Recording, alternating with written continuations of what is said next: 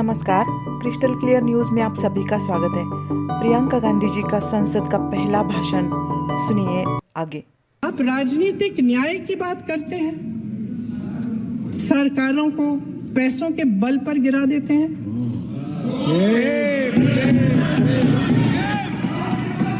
मेरा आग्रह है कि अपन संविधान में सकारात्मक बोले।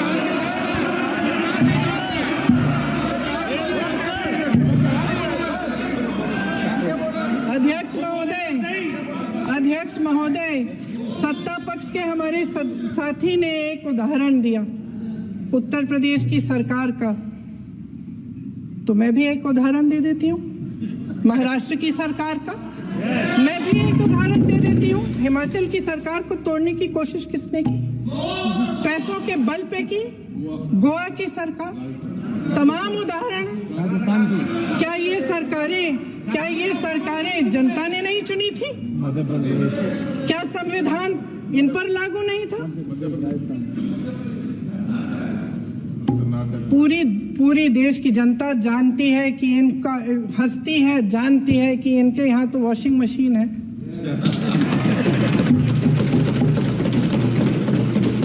तो यहाँ से वहां जाता है, वो धुल जाता है। इस तरफ दाग, उस तरफ स्वच्छता। और मेरे कई ऐसे साथी हैं जो इस तरफ होते थे उस तरफ चले गए, वॉशिंग मशीन में शायद धुल गए हैं। अध्यक्ष महोदय, जहां भाईचारा होते थे उस तरफ चले गए, मुझे दिख भी रहे हैं, वॉशिंग मशीन में शायद धुल गए हैं। अध्यक्ष महोदय, जहां भाईचारा और अपनापन होता था, जहां हमारे संविधान ने एकता का सुरक्षा कवच दिया था, वहां शक और घृणा के बीज बोए जा रहे हैं। एकता का सुरक्षा कवच तोड़ा जा रहा है।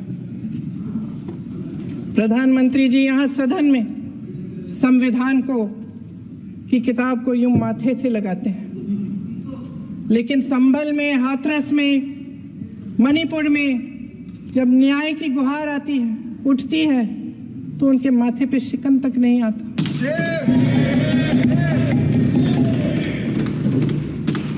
शायद समझ नहीं पाए हैं कि भारत का संविधान संघ का विधान नहीं है।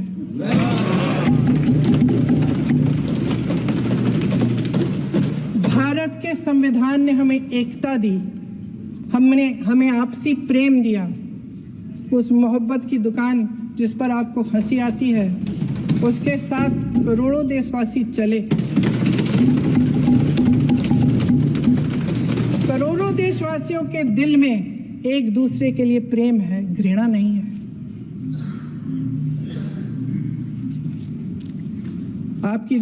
इनकी जो विभाजनकारी नीतियां हैं, उसका नतीजा हम रोज देखते हैं। राजनीतिक फायदे के लिए संविधान को छोड़िए, देश की एकता को भी ये रख नहीं सकते, इसकी सुरक्षा नहीं कर सकते। हमने संभल में देखा, मणिपुर में देखा। दरअसल इनका कहना है कि अलग अलग इस देश के अलग अलग हिस्से हैं, लेकिन हमारा संविधान कहता है कि ये देश एक है और ये देश एक रहेगा। जहां खुला विवाद होता था, अभिव्यक्ति का सुरक्षा कवच होता था, इन्होंने भय का माहौल पैदा किया है। सत्ता पक्ष के मेरे साथी अक्सर 75 सालों की बात करते हैं, लेकिन इन 75 सालों में ये उम्मीद, आशा, ये अभिव्यक्ति की ज्योति कभी थमी नहीं, कभी बुझी नहीं। इस देश की जनता ने खुलकर आलोचना की, निडर होकर धरने किए, प्रदर्शन किए। जब जब जनता नाराज हुई, तब तब सत्ता को ललकारा, उसे चेतावनी दी, बड़े से बड़े नेताओं को कटघरे में खड़ा किया। उनसे जवाब मांगा, न्याय मांगा। इस देश के छोटे छोटे से नुक्कड़ की दुकानों में, चाय की दुकानों में, इस देश के घरों में, गलियों में, मोहल्लों में, अखबारों में, प्रकाशन घरों में, न्यायपालिकाओं में चर्चा कभी बंद नहीं हुई। लेकिन आज ये माहौल नहीं है।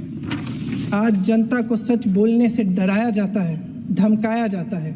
पत्रकार हो या विपक्ष का नेता हो या किसी यूनिवर्सिटी का प्रोफेसर हो, छात्र संघ हो या कर्मचारियों का संगठन हो, सबका मुंह बंद कराया जाता है। किसी पे ईडी, किसी पे सीबीआई, किसी पे इनकम टैक्स, फर्जी मुकदमे लगवाए जाते हैं, जेल में डाल दिया जाता है। विपक्षी नेताओं को जेल में डाल दिया जाता है, उनको सताया जाता है। किसी को नहीं छोड़ा इस सरकार ने। देशद्रोही कह के उत्तर प्रदेश में मुझे याद है कुछ अध्यापिकाएं प्रदर्शन कर रही थी, उन पर मुकदमा डाल दिया देशद्रोही का, उन्हें देशद्रोही कह दिया। इन्होंने देश का पूरा माहौल भय से भर दिया है। इनकी मीडिया की मशीन झूठ फैलाती है, तरह तरह के आरोप लगाती है, और शायद वह भी भय में ही है। महोदय, मैं इस सदन को याद दिलाना चाहती हूं कि ऐसा डर का माहौल देश में अंग्रेजों के राज में था। जब इस तरफ बैठे हुए गांधी की विचारधारा वाले लोग आजादी की लड़ाई लड़ रहे थे और उस तरफ वाली विचारधारा वाले लोग भय में रहकर अंग्रेजों के साथ साठगांठ कर रहे थे। लेकिन अध्यक्ष महोदय, भय का भी अपना स्वभाव होता है। भय फैलाने वाले हमेशा भय का खुद शिकार बन जाते हैं। ये प्रकृति का नियम है। आज इनकी भी यही हालत हो गई है। भय फैलाने के इतने आदी हो गए हैं कि खुद भय में रहने वाले हैं।